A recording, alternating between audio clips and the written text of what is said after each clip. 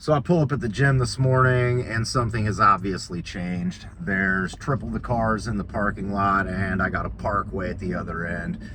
And before I can even get annoyed at a dude doing curls in the squat rack, I think to myself, the resolutioners are here in full force and 95 of them will be gone by February. And I go to head into the gym, and as soon as I open up the door, something else gets my attention. The whole place smells like paint. And that's not exactly what you want to walk into when you're about to go hit legs and breathe real hard through your nose.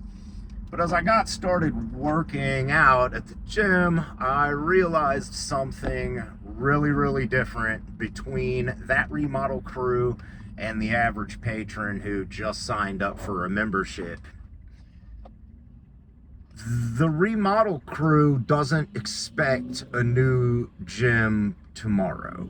They don't expect a new gym Friday. They don't even expect a new gym next month. They've got a several month long plan to get the job done. Every day, this remodel crew is going to show up and tear a little bit down and build a little bit back up. And the next week, they're going to show up and they're going to tear a little bit down and they're going to build a little bit back up. And that's exactly how life works. You can't wake up a new person tomorrow, but you can awaken a new person tomorrow. And here's where expectations just completely screw people over. They don't expect to go to the gym for a week and end up looking like Brad Pitt in Fight Club, but they didn't expect to go to the gym and have a bunch of bad shit happen to them. They're sore, they're tired, they got less free time. They're living in that mess. They're living in the remodel. They're not a new gym yet. You don't lose weight because you went to the gym for 10 days. And you don't curb your anxiety because you meditated for a couple of weeks. You lose weight and curb your anxiety because you became the person who just went to the gym. You just meditated. You just did it. It became part of you. It wasn't something you forced. It wasn't something you thought about. It became you. All right, look, you can start walking today. You can start drinking water today. You can start going to the gym today. But just because those things are instant does not mean they're automatic or effective. And it takes time for the mind and the body to just accept, oh, this is what we do now. It's not something I'm trying to do. It's not something I'm gonna give a shot for a little bit. It's not something I'm forcing myself to do. This is just what I do now. I drink water every morning.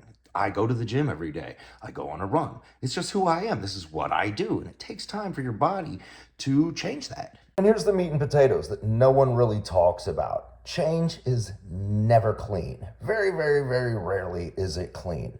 And the gym is a perfect example of this right now. We're going through a model. It's going to be awesome when we're done. But right now, the gym is pure chaos. There is scaffolding in one corner where the squat racks used to be.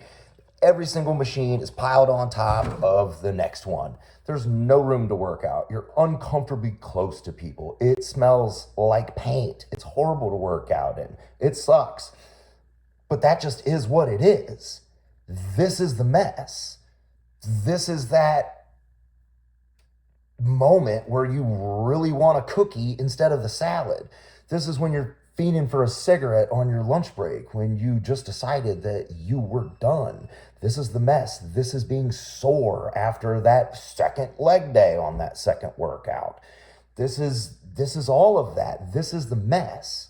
That pile of tools represents the uncomfortableness that you're struggling with when you go to get out of bed. But most people can't see beyond the chaos. If you were a brand new gym member and were to walk into this, what have I signed up for? This doesn't look like a nice gym to me. It looks like pure chaos, right? And that's where people quit. They don't want to work out inside the messy gym. It's uncomfortable, it's awkward, smells funny.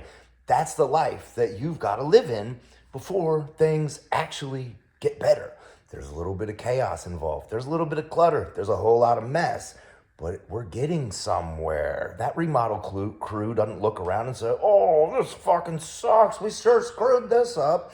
No, they look around at all of this sawdust, all this mess, and the smell of paint, and they think, this is exactly how it's supposed to look right now. Exactly. Look, just because you're tired doesn't mean you failed. Just because you're sore doesn't mean you're weak. It means you're standing in the middle of change. And that's fantastic. I embrace the scaffolding and the smell of paint and the sawdust at the gym because I know that here in a couple months, it's going to be unrecognizable. Just your life if you put in that work. So most people don't quit because it's uncomfortable. They quit because they expect it not to be.